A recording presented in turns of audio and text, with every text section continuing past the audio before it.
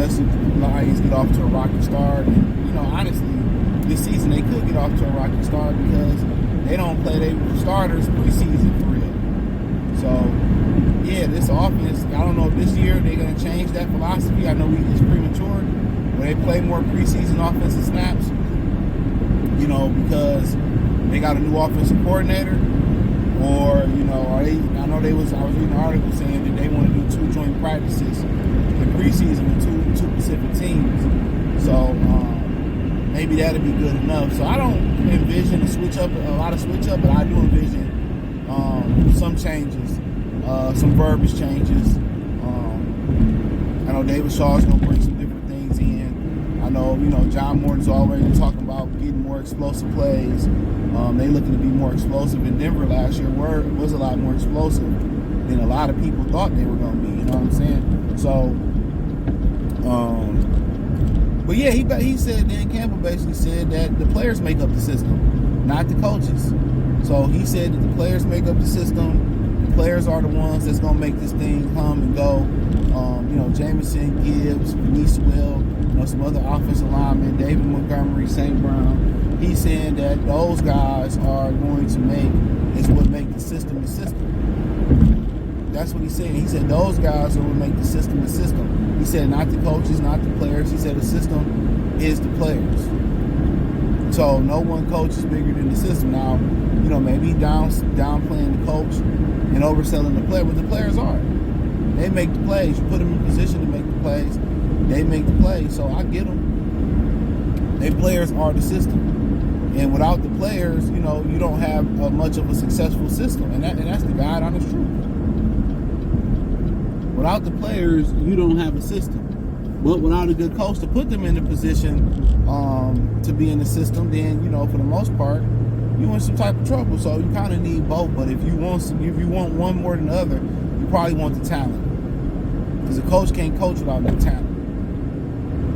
So that's his message. The players make the system. They personnel, you know, the guys that they drafted, they handpicked, they picked up a free agency, or they inherited through the other regime. This is the guys who make the system up. And it's a great message. Dan is a player's coach. And that's one thing, you know, there's some pros, there's some cons about, you know, hiring, you know, a guy that actually did the job. When you hire a worker and put them in management sometimes,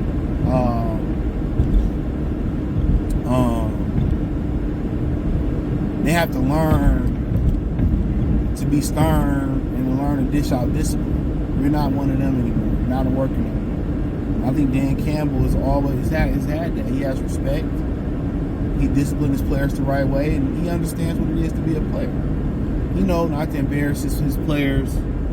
He knows not to embarrass his players, you know, in their, you know, in the public. You know, he probably disciplines them in private and all that. So, but like I said, it is the players. But then again, the coach got to put them in the right position to be successful. Now, John Morton has had some small experiences being the head coach, being the offensive play caller. I'll be trying to go one way and then somebody just always like to follow. You know, he has some experience doing that with the Jets, but I heard he did a pretty solid job. He did a pretty solid job, you know, in that avenue. So he just didn't have a lot of pieces. He didn't have a lot of pieces to work with. So, you know, that's another thing about it. But I love the message. The message is what it is. You know, these players that we pick, this culture that we built with our players, they are the system, and they're gonna have something to prove next year.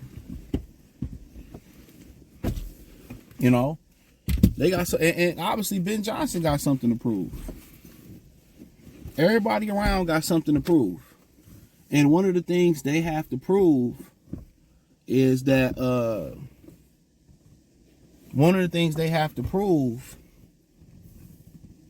quite frankly, for Ben's proving that it was his system that made the Lions successful. But honestly, that's the narrative. You know, they look at him before. Oh, they wasn't successful before him, but he had some personnel that Anthony Lynn didn't have. Anthony Lynn didn't have a personnel. When he stepped in, St. Brown had started to develop. You know, they had Tyrell. You know, Tyrell Williams had already went down. They got Josh Reynolds.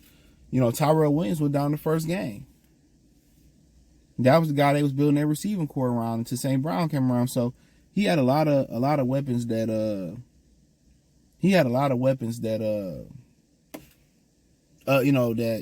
coordinators, the other coordinator didn't have.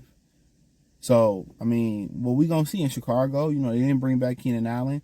They revamped the offensive line, but they have been revamping the offensive line in Chicago for years now, and it hadn't worked.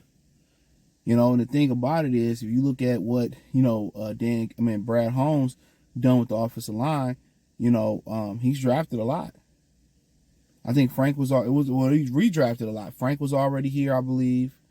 Taylor Decker was drafted here before he got here. So 2 of his main offensive linemen, they were already here.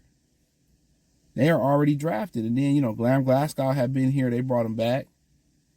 They drafted Jonah Jackson, just to talk just the origin of it. And they drafted Panisa Will. So he had a lot of offensive linemen that was already here. They had a lot of guys that was already here. So that's something else to think about. A lot of the guys that was here already, they drafted them, or they was already here. They was homemade. When you start going to free agency and throwing offensive linemen together, that usually don't guarantee the work. Honestly, that usually ain't the recipe. That's usually not the recipe, to be real. That's usually not the recipe to work. The actual recipe for it to work, to be honest, is it's kind of building that offensive line through the draft, getting a couple veterans, or building it through the draft and plugging in a few veterans. But we'll see. And I think the one thing they must do in Chicago is run the football in the trenches. If they're not going to be able to run the football, they're not going to be successful. Is that going to be the mindset? And just a hunch, I think he really wants to throw the ball a lot. He loves to throw the ball a lot, and I think that's the wrong mindset to go into Chicago with. I think Dan Campbell made him run the ball more than he wants to. But, obviously, only time will reveal. We'll see how it goes down and how it lay out and how it play out. But let me know what you girls and guys think, man. Check out Detroit Lions Talk playlist. Thumbs up the video, share the video, subscribe to the channel. The subscribe button is the bell icon button. Hit all notifications, increase your chance to get notifications. We go live and drop video. Hit the link tree. You can find me on my other platforms and join the Patreon on my other main channel and shit. Appreciate y'all. Check out Detroit Lions Talk playlist. Peace.